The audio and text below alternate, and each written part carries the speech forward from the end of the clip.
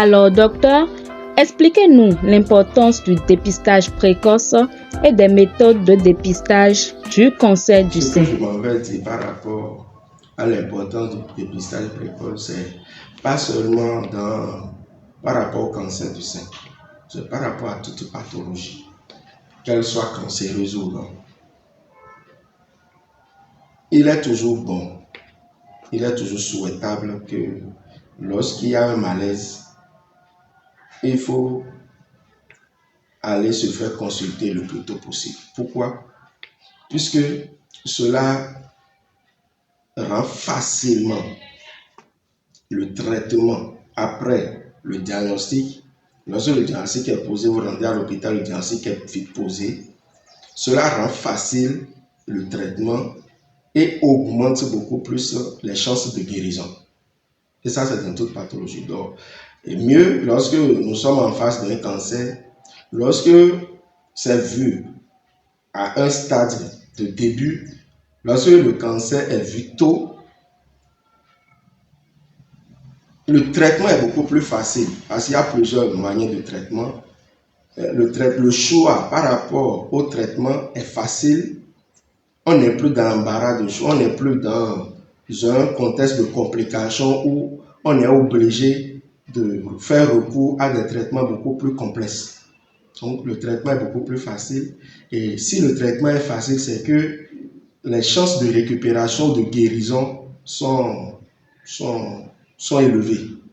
Et après ça, l'autre avantage, c'est qu'on n'est plus obligé de faire recours à des traitements dont les séquelles sont énormes.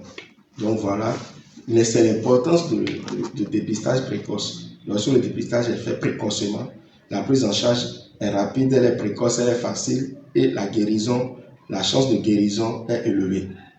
Et ce qui permet quand même d'éviter les séquelles. Par rapport aux méthodes de dépistage, j'avais dit dans les moyens de prévention, l'autopalpation. Au même moment, c'est aussi un moyen de dépistage.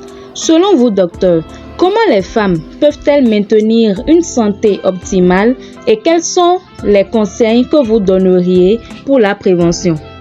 Pour garder une santé optimale, c'est ça que j'avais dit en introduisant la prévention du cancer, c'est d'avoir une bonne hygiène de vie, faire preuve de rigueur par rapport à sa propre santé. Il faut être rigoureux par rapport à certaines façons de faire.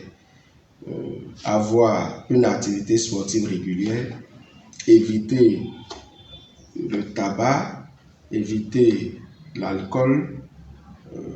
Je crois que c'est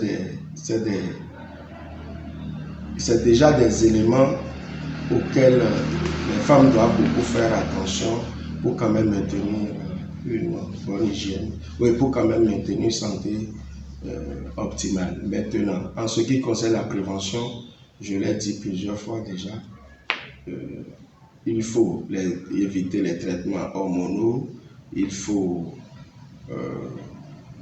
préférer s'adonner à l'allaitement maternel. Il ne faut pas empêcher l'enfant de téter le lait maternel. Je pourrais même vous dire ici et maintenant que c'est d'ailleurs le meilleur repas pour l'enfant. Le lait maternel, c'est le meilleur repas pour l'enfant. Il faut éviter de s'exposer aux radiations, aux rayonnements. Donc voilà ce que je peux dire par rapport à cette question-là. Eh bien, mesdames, vous savez maintenant les attitudes à adopter pour prévenir le cancer en général et surtout le cancer du sein. Merci de nous avoir suivis et à bientôt.